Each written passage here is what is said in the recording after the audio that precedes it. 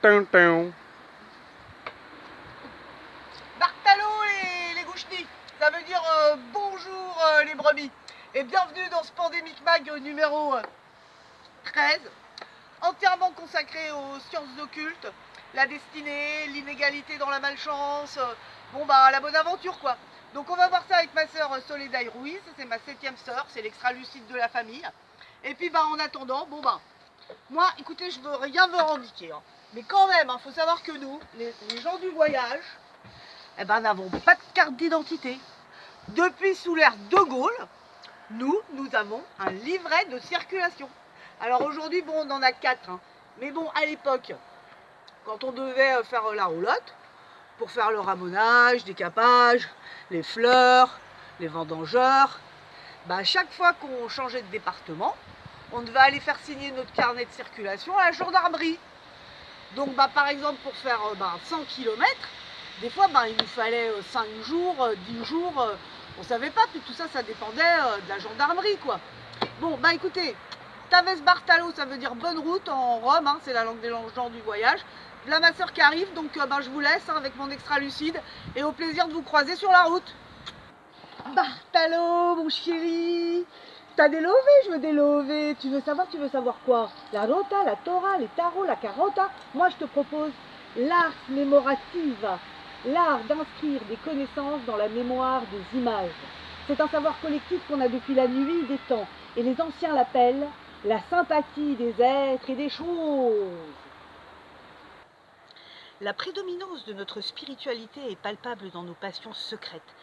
Notre intérêt pour les rêves, les coïncidences, l'astrologie, nos peurs et nos superstitions, qui s'apparentent beaucoup plus aux sciences occultes qu'à la psychologie. Vous voulez savoir le pays le plus superstitieux? C'est l'Amérique. Vous n'y trouverez ni 13e étage, ni numéro 13, ni chambre 13, ni rien de tout ça, même que quand même ils sont très idiots, mais heureusement ils ne sont que 13. Alors les tarots sont venus de l'Inde mystérieuse, en passant par la plaine mongole chamanique, puis la Grèce minoenne, et enfin l'Égypte pharaonique. Tout ce temps-là, pendant le voyage, 1000 ans, ils ont été traduits, les tarots ont été traduits, donc par des savants comme Hermès Trismégiste, ou la Kabbale, donc des mystiques. Et puis enfin, une interprétation moderne des cartes a été rendue par la psychanalyse, donc Jung. Alors, on connaît le célèbre « Connais-toi toi-même » qui est gravé sur le front fiévreux du temple de Delphes, où une jeune fille à demi nue et à demi asphyxiée par des vapeurs délirantes rendait ses oracles. Alors, les oracles étaient immédiatement traduits par des prêtres qui guidaient les rois bâtisseurs. Les bases du tarot, très facile, les 4 éléments. La coupe, le feu, les prêtres. Le bâton de pommier, les bâtisseurs, la terre. L'air, les deniers, le transport, le commerce, l'argent, les finances. L'épée, l'eau, qui noie, qui fertilise, qui change, l'armée, la guerre, les soldats. Les figures, ce sont des archétypes. Ils ont le pouvoir de faire passer le niveau inconscient au niveau conscient.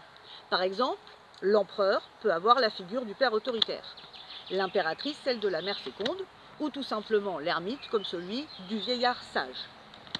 Bien évidemment, comme tout oracle très sérieux, il reflète une partie de la réalité. Il peut aider dans les prises de décision, donner comme les Mayas par exemple le bonjour pour prendre cette décision, concrétiser clairement des espoirs, des angoisses, enfin bref, guérir et aider. Alors si vous aussi, vous vous posez des questions sur votre contamination, vos vacances d'été, vos aides de l'État, vos finances, eh bien venez en consultation chez Soledad Ruiz. Donc je consulte à ma roulette uniquement, puisque comme tous les gitans, nous avons été rangés les premiers, et je vous attends. Taves Bartalo mes chéris, bonne route et puis à bientôt, portez-vous bien.